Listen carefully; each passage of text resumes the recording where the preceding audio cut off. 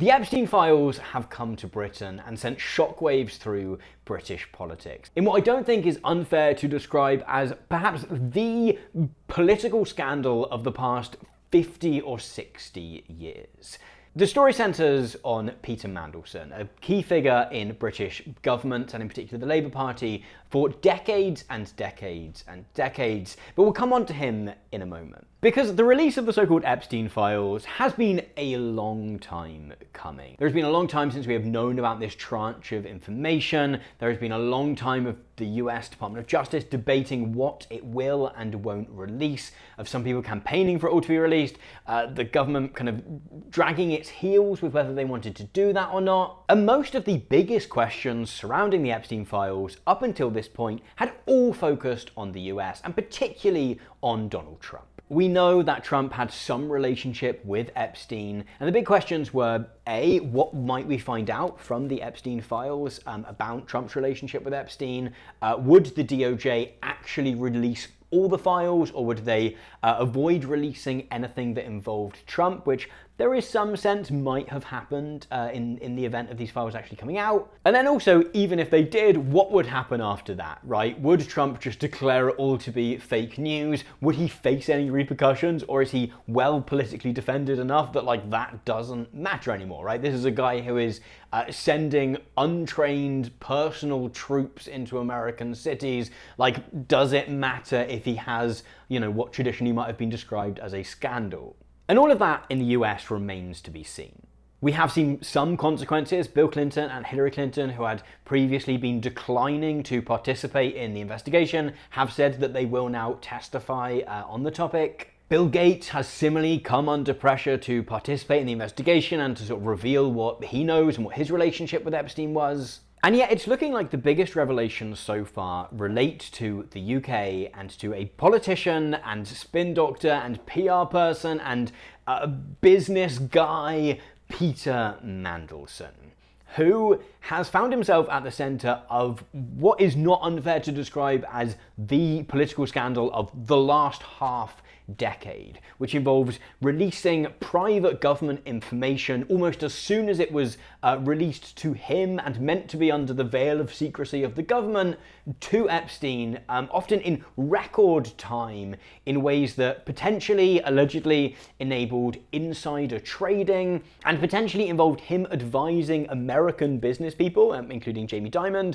on how to pressure the UK government, of which he was a part, to achieve their goals. In fact, such is the depth of the political scandal involved in all of this that we're not even going to talk really about the sex crimes aspect of all of this.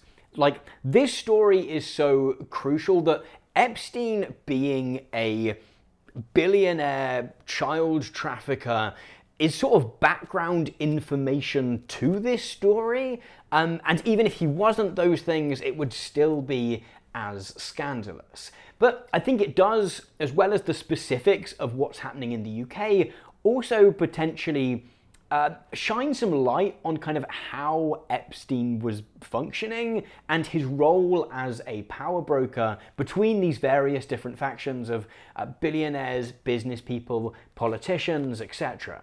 So this is Peter Mandelson, and in order to really get across why this story has proven to be such a firework in British politics and in the news, I need you to take you through a little bit of his political history as someone who has been around British politics for a very long time and has always been a controversial figure within that. Here is a picture of him, a picture we've had for a number of years now. The Financial Times, I believe, released this particular picture of Peter Mandelson and Jeffrey Epstein in 2023, I think. And we have now since had further ones in the more recent release of files. Here he is in his underpants. Here he is chatting with Epstein while Epstein is fully clothed and Mandelson is in his dressing gown. But as we will explain later, we've known that they've had a relationship for some time. What is new over the past few days is some specific details, but some specific details which put this in a completely different light. So to describe Peter Mandelson as like a former UK ambassador to the US, which he was until very recently, or to describe him as a former member of parliament or even a former cabinet minister, sort of doesn't really do the guy justice. Peter Mandelson is a guy who has been at the centre of British politics, and in particular Labour Party politics, for decades and decades and decades. When I was doing some prep for this, I managed to pull up an article from 1989, this is in The Guardian, which means that it manages to get, The Guardian has this kind of cool feature where it will tell you if an article isn't particularly recent, just to like give you the heads up that this is not up-to-date news. And it receives the tag, this article is more than 36 years old. And this is about the role of Peter Mandelson in reshaping the Labour Party's image towards the end of the 1980s. As potentially we might say it has at the moment, the Labour Party had been through a period where it had been reasonably left-wing under the leadership of Michael Foot, go Plymouth boy. And Peter Mandelson had been part of the process of rebranding it as a more market-friendly, very PR-focused political party. And, you know, this article is talking all about the ways in which he was good at neutralising an unfavourable press. And this is in a role of Director of Communications for the Labour Party. So his whole role back in the late 1980s, he was already at that point at the top of the Labour Party as its director of comms, really thinking about like how do we get good press for Labour. And probably the key moment in all of this is his participation in the rebrand of Labour as quote-unquote New Labour.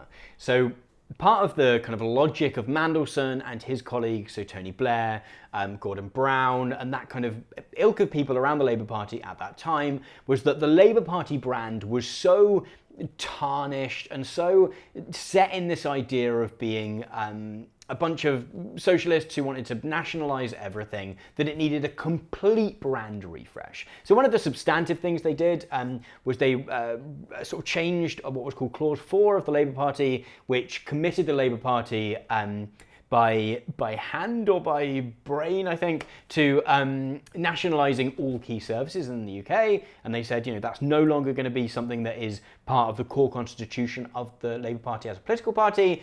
But then also they were going to rebrand as New Labour to embrace this, right? Margaret Thatcher had come through, changed the political dynamics, and Labour were going to be part of that revolution too.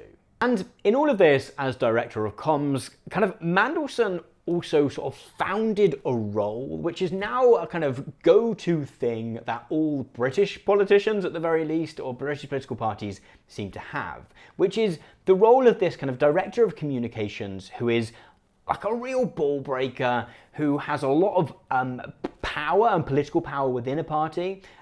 Some of you may be aware of The Thick of It. I imagine we have a reasonable number of The Thick of It fans in the audience, and particularly the character Malcolm Tucker. If you're not aware, this is Malcolm Tucker.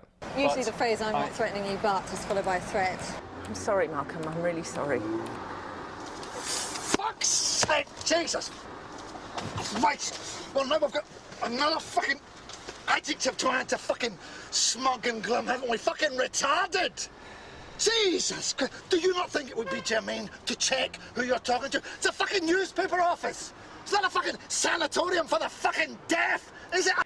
So Malcolm Tucker in The Thick of It is this like loud, sweary Scottishman who is like the Director of Comms for a Labour government, and sort of the whole framing of The Thick of It is that he has more power than any of the politicians. That it is him that is like pulling the strings, and all of the politicians are a little bit inept, and that he's the one that's like, right, this is what you've got to go out and you've got to say, and he really decides who is in power and who gets promoted and demoted and all of this, because the narrative is above everything. And he is more specifically based on Alistair Campbell, who some of you will now probably more be aware of as one of the hosts of The Rest is Politics, because the horrors of how our media system works means that even if you lie a country into going into the Iraq war, you can manage to rehabilitate yourself to become one of the biggest political presenters in the country. But he was very much that, he very much played that role in the later part of the New Labour period, where he was the power broker within the Labour Party who would focus on shaping the narrative. And yet Mandelson kind of set up that role for him, sort of planted the foundations. And like, this is a role that now just seems to exist. Every prime minister or political party leader sort of has their Green or Wormtongue figure. So Boris Johnson had Dominic Cummings, who did a very similar role. Morgan McSweeney is Keir Starmer's current Peter Mandelson-esque figure. And his links to Peter Mandelson, Morgan McSweeney is sort of a bit of a protege of him, and also campaigned quite hardly to get Peter Mandelson the US ambassador job, and that's something we'll come back to shortly. But Peter Mandelson kind of laid the foundations for this to become a role. And interestingly, when he did so, he gained the moniker the Prince of Darkness. And throughout the telling of this story and through all of the reporting that you see on this story over the next few days or next weeks, I sort of want you to remember that even back then, like back in the 1990s, the 2000s, he already had that moniker of the Prince of Darkness, right? His kind of skill was that he was good at working behind the scenes to connect people and to shape narratives and all of this stuff. And this is before he's even been elected as an MP in the first place. He kind of already has this reputation. At that point, probably it is viewed largely as a positive. The kind of political narrative around New Labour was that it transformed an unelectable political party into a really media-savvy one that was really good at narratives. And if it seems like going back to the 1980s is a real stereotype of the like YouTube video essayist trying to give you the context to something, like it is really important that we go through all of the various different scandals that Peter Mandelson has been involved in, so that when you see reporting on this over the next few days, you are aware that this really is a case of it being the people you most expect. Because in 1992, there's a general election at which the Labour Party makes some gains, but John Major holds on as Conservative Prime Minister, but Peter Mandelson becomes an MP. He decides to trade in that role as Director of Comms and enter into frontline politics himself, in a way that Alistair Campbell and other figures after him never quite did. And so he's an MP from 1992, and then in 97, Tony Blair, landslide election victory. Many of you will already know that sort of broad strokes of that story,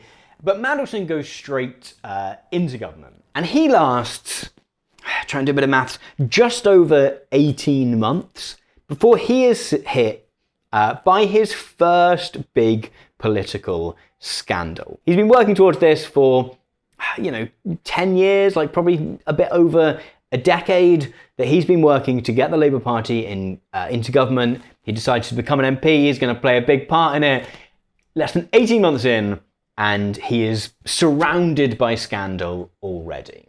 And perhaps in a way that looks forward to some of the scandal that he is surrounded by at the moment, it already involves him receiving rewards which are seen to at least place his ability to carry out his role as a government official into question, let's say. And at the heart of it is a loan that he is given by a government colleague. So this is someone who is also an MP called Geoffrey Robinson, who is at this point like one of the wealthiest people in Parliament. He is also a businessman. And some of his business dealings are being investigated by the Department of Trade and Industry.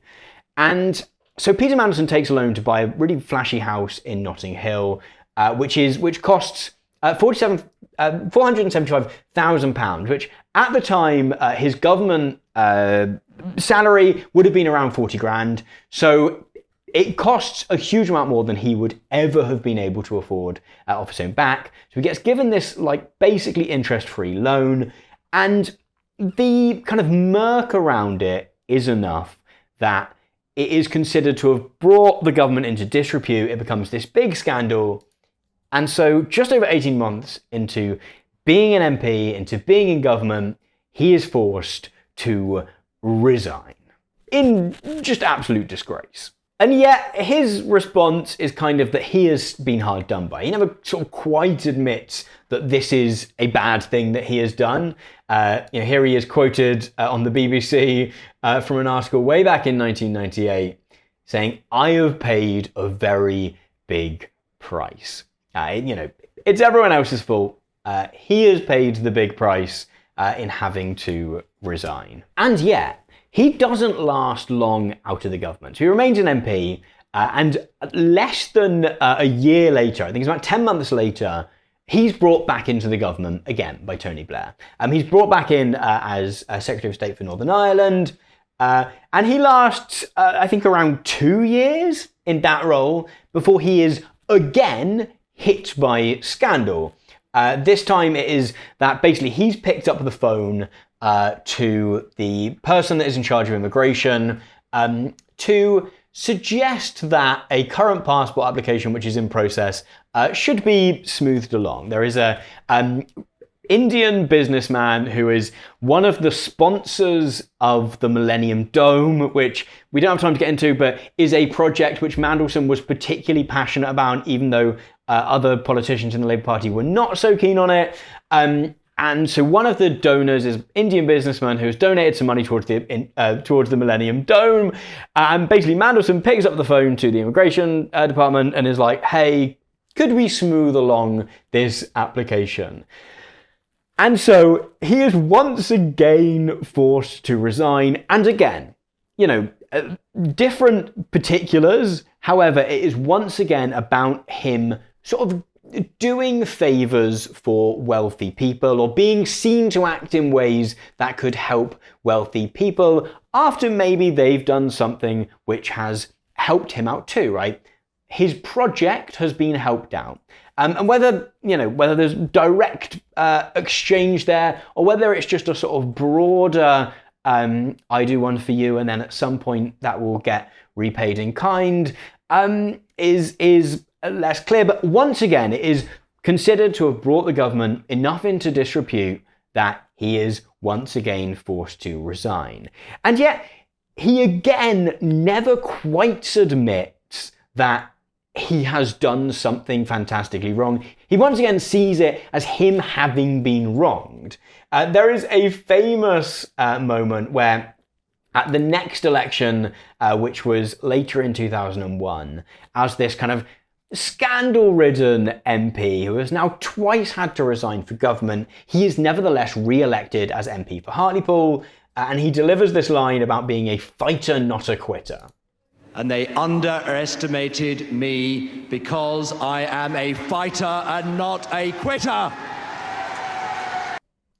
No, you're a guy who is sacked. Like that's your thing. You're not a quitter because you keep being sacked.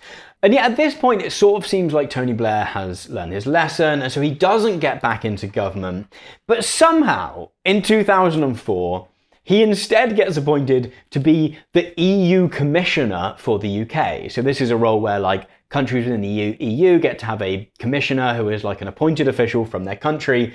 And Peter Mandelson steps down as an MP so that he can fulfill that role for the UK. Despite everything that has already happened, they're like, no, Mandelson is still our guy. We still need to find a good job for him.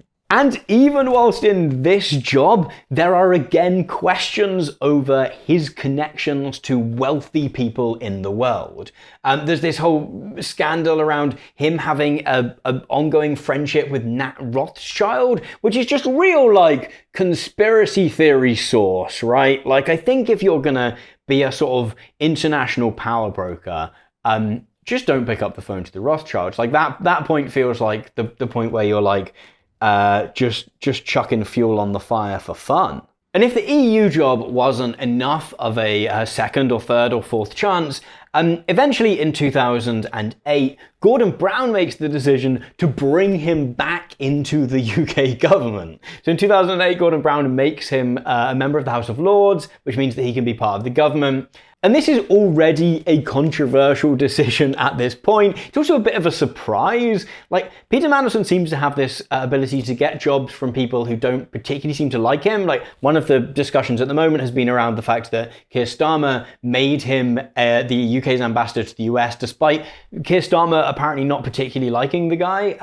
Him and Gordon Brown had a ongoing feud because Peter Mandelson had backed Tony Blair to become the leader of the Labour Party and then Prime Minister, where Gordon Brown would have liked that job as well.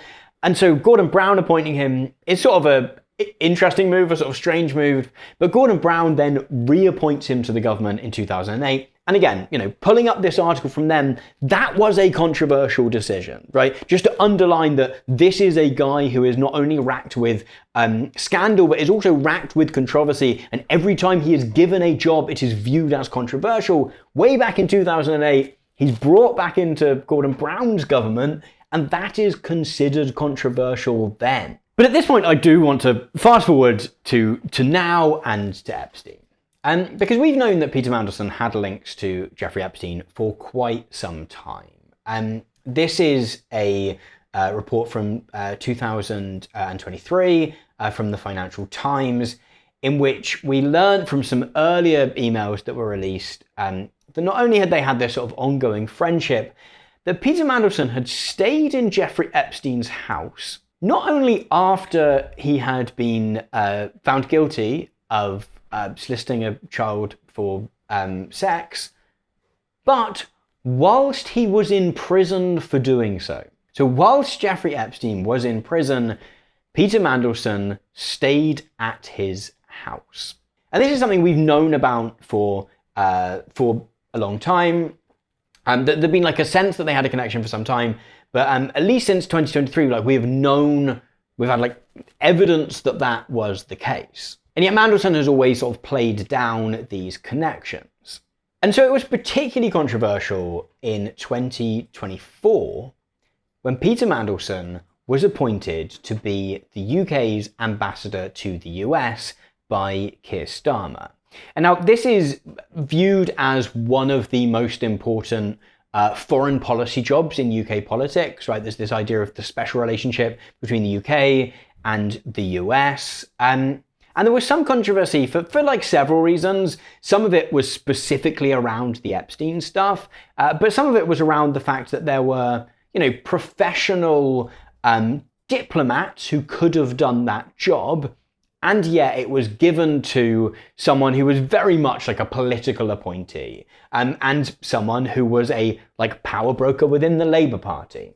The fact that that person was Peter Mandelson was really just the cherry on the cake, but there were particular controversies about his relationship to Epstein. Keir Starmer supposedly appointed him before the security checks, which someone getting such a role would have to go through, before they'd really had all of them back.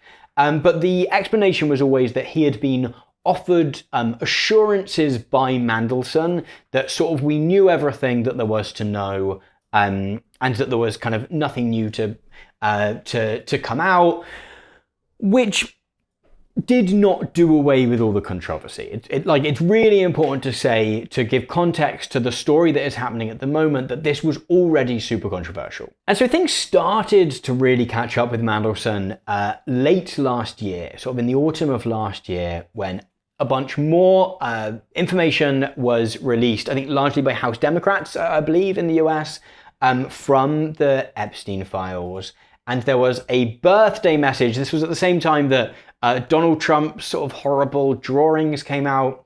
Peter Mandelson had written his own birthday message, which he described Epstein as his best pal. To quote his full messages to Epstein, once upon a time, an intelligent, sharp-witted man they call Mysterious parachuted into my life. You would spend many hours just waiting for him to turn up.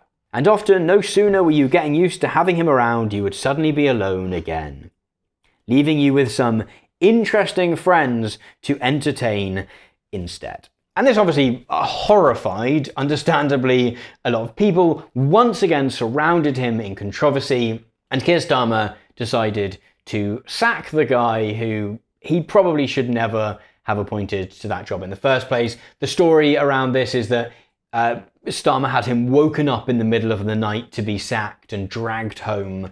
And yet these latest revelations are something else entirely. The former revelations, the scandal largely did relate to the sex crime angle of everything that Epstein was up to.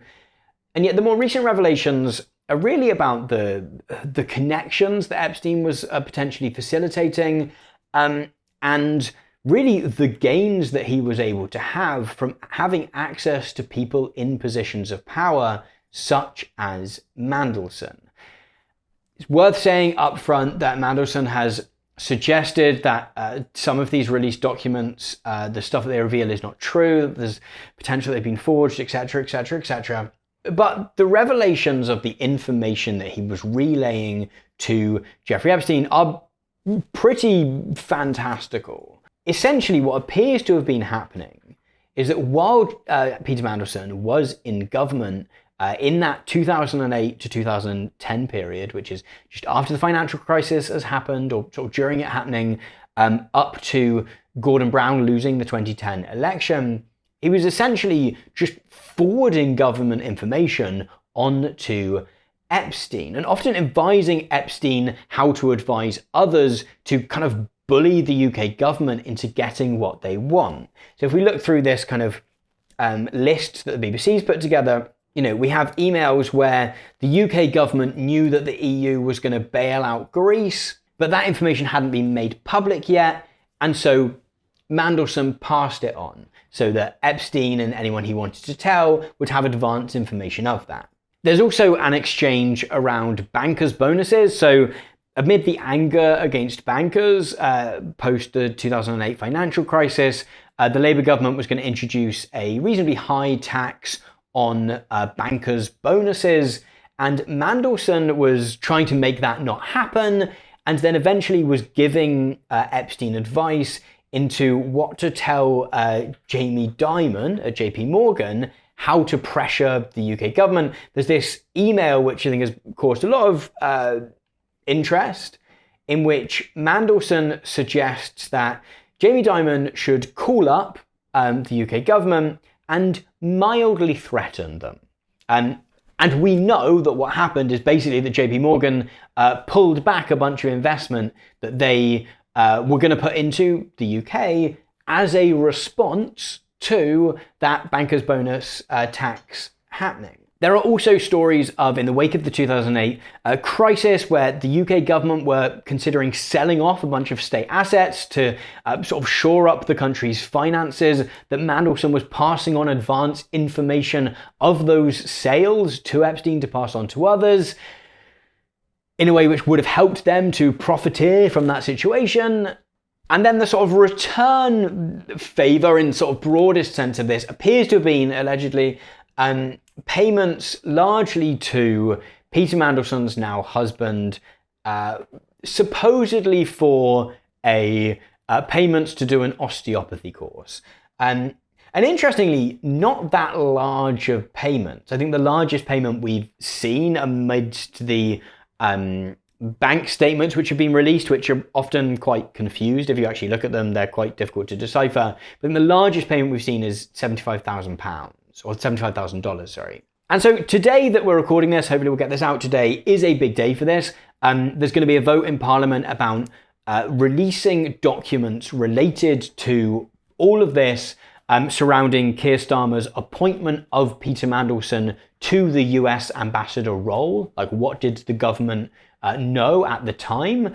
And one of the controversies around that is that Keir Starmer is keen to add a clause to that release of files that nothing with that might potentially harm UK security or international relations should be included. That's going to be one to watch today. Might have happened by the time this goes out. Mandelson himself has chosen to resign from the House of Lords. However, his title of Lord can only be taken away through a specific Act of Parliament in order to do so. So it looks like the government might have to make time to do that. They initially said it was too complicated to do it. I think they now will But the big question about all of this is, can Keir Starmer, Morgan McSweeney, and their colleagues in government manage to paint this as Peter Mandelson being an individually bad, crooked figure, or will it end up having blowback for them? You know, when Keir Starmer made that appointment of Peter Mandelson to as US ambassador, most of the stories I've told you were already known, right? The specifics of the conversations about threatening the UK government and that kind of stuff, those are new, but actually we already knew the kind of person that we were dealing with here. Today, the briefing that the Labour Party, and particularly Wes Streeting, has been doing the press rounds, which I think is partly that he was meant to be announcing something about cancer treatment, but the kind of briefing today, the word that the Labour Party and the government want us to hear is the word betrayal. Yes, what we've seen in the last few days with the release of the latest tranche of Epstein files is a terrible betrayal. It's a betrayal of two prime ministers who were badly let down by Peter Mandelson. It's a terrible betrayal of our country and its national interest, with the leaking of highly sensitive, in some cases market-sensitive information to outsiders. But fundamentally, it's a betrayal of our values as well. So the story that Wes Streeting wants us to be telling is one of betrayal, right? In which the Labour Party was betrayed, in which Keir Starmer was betrayed, in which Britain was betrayed. But the question is whether that story can stick, or that angle on this can stick, in a context where we know that Keir Starmer made that appointment knowing so much about this guy's character, right? These revelations really are one of it being the guy you most expect, right? So Wes Streeting, who was just being interviewed there, has deleted a bunch of his tweets that involve Peter Mandelson because, you know, here is a photo of him campaigning with Peter Mandelson, I think 2015, I want to say, and the tweet is excited that Peter Mandelson has come, right? This was a big figure in Labour Party politics, particularly sort of the right wing of the Labour Party, of which Wes Streeting is a part, and which Keir Starmer has, maybe wasn't originally a part, but has cozied up to. The argument that he is some sort of lone figure who's betrayed the government and betrayed the Labour Party is going to be really hard to make stick, because any suggestion that Keir Starmer didn't know who this guy was, or that this is completely out of the blue, just seems so hard to believe. Whether this brings down Keir Starmer is a question. I think the thing we're most likely to see is Morgan McSweeney, who is Keir Starmer's chief advisor at the moment. It's probably going to be his role coming into question for him pushing Peter Mandelson to that US ambassador role. But I do think this is one of those stories where the potential for blowback is only going to increase over the coming days and weeks. Thank you for watching this very quick response clip thing that we've put together. This is something new that we're trying out here on the Tom Nicholas 2 channel. If you'd like to support us to do more things like this, but also more big videos over on the main channel, we've got a big thing about nuclear weapons coming out probably today, maybe out before you've seen this, may come out shortly after, then I would be super grateful if you would consider signing up to support my work over at patreon.com/Tom Nicholas. Support through Patreon really does help us experiment with doing new stuff. We've got something we're going off to film tomorrow, which is a real experiment too, and continue increasing the sort of quality and amount of coverage that we are able to do. So thank you so much. Please do consider that, patreon.com/Tom Nicholas, and I'll see you in the next video.